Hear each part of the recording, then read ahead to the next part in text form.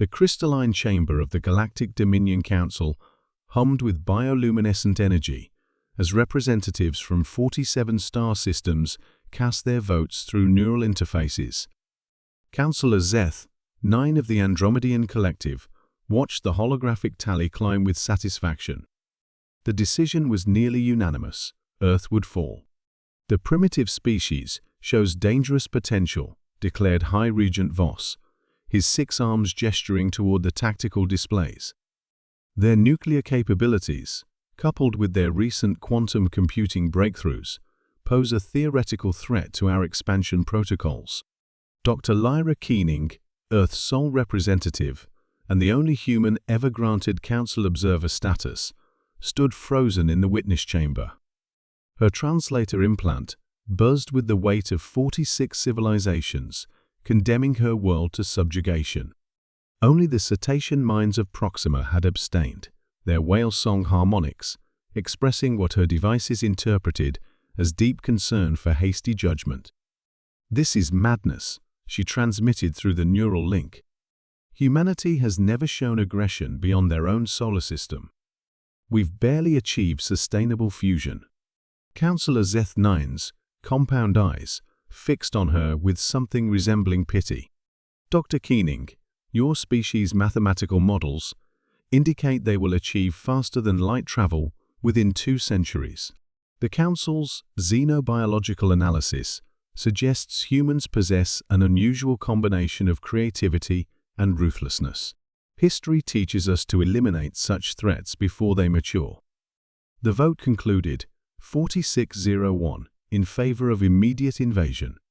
Dr. Keening's observer status granted her no voting power, only the privilege of witnessing her species' doom. As the Council dispersed to coordinate the largest military operation in galactic history, Dr. Keening activated her emergency quantum entanglement communicator. The device, a gift from her late mentor who had discovered the first signs of alien intelligence, would transmit instantaneously to Earth despite the 847 light-year distance. "Priority Alpha," she whispered into the device. "Project Lazarus is authorized. Repeat, Lazarus is authorized." Admiral Thrak commanded the Dominion's first fleet from the bridge of the dreadnought Inevitable Conquest. 10,000 ships stretched across 3 light-years, the largest armada ever assembled. Their destination, a small blue world in an unremarkable spiral arm of the Milky Way. The fleet's artificial intelligence, EEXUS Prime, calculated Earth's defenses with mechanical precision. Analysis complete, Admiral. Target possesses 12,847 nuclear weapons, primitive kinetic orbital platforms, and electromagnetic pulse capabilities. Estimated resistance duration, 4.7 standard hours. Thrak's mandibles clicked in amusement. The Council had deployed enough firepower to sterilize 100 worlds like Earth. Perhaps Dr. Keening's warnings about human unpredictability had made the politicians paranoid. "Begin approach vector," he commanded. "All ships maintain formation. This will be over before their sun sets." The fleet dropped out of hyperspace at the edge of the Sol system, their arrival sending gravitational waves rippling through local space-time. Earth's primitive sensors would detect them within hours. But something was wrong. "Admiral," reported Navigator Clicks, his voice trembling with confusion. "Sensors are detecting massive energy signatures from the 3rd planet. The readings, they don't match our intelligence." Thrak leaned forward in his command throne. On the main display, Earth appeared as a brilliant jewel against the void. But surrounding it were structures that shouldn't exist, vast orbital rings pulsing with unknown energy, geometric patterns that hurt to perceive directly, and something else that made EEXUS Prime emit an electronic shriek of confusion. "Sir," whispered the communications officer, "we're receiving a transmission. It's from Earth." The view screen flickered, revealing Dr. Lyra Keening. But she looked different, older, her eyes holding depths that seemed to reflect infinity. "Greetings, Admiral Thrak of the First Fleet," she said calmly. "Welcome." To our solar system.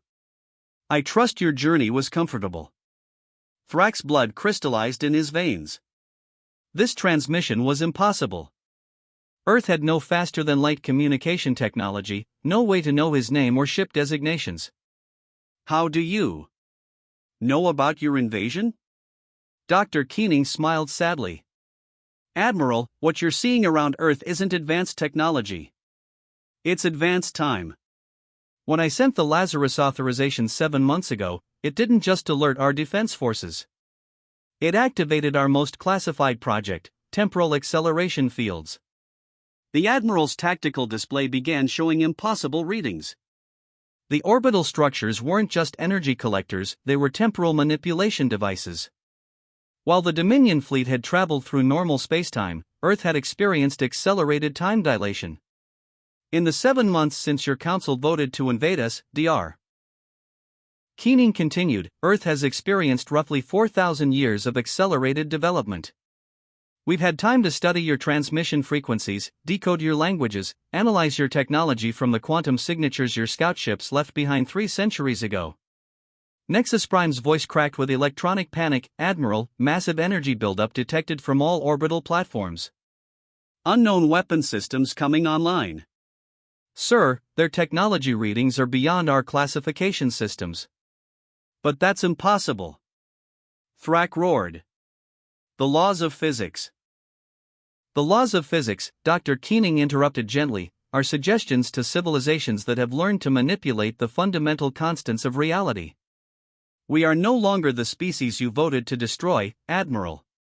We are their descendants, their far more patient descendants. Around Earth, the orbital rings began to spin, creating geometric patterns that seemed to fold space itself. The human fleet that decloaked was unlike anything in the Dominion's databases, ships that existed in multiple dimensions simultaneously, weapons that fired concentrated time itself, shields that retroactively prevented damage by altering causality. We could destroy your fleet, Dr. Keening said, her voice echoing across subspace frequencies that carried to every ship simultaneously. But we choose not to. Instead, we offer you something the Council's complacency never allowed, genuine first contact between equals. Admiral Thrak slumped in his command chair as his crew stared in silent shock at their instruments. Every weapon system had been simultaneously disabled by localized temporal fields. Their ships were intact but completely powerless. Return to the Council, Dr. Keening commanded, her image now appearing on every ship's viewscreen. Tell them that humanity accepts their declaration of war as a formal introduction. Tell them we look forward to negotiating a peace treaty between civilizations mature enough to threaten each other's existence.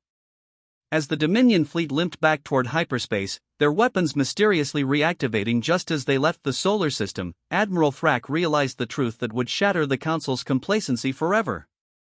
They had not attempted to destroy a primitive species. They had accidentally awakened humanity's potential by giving them something they'd never possessed before, a deadline.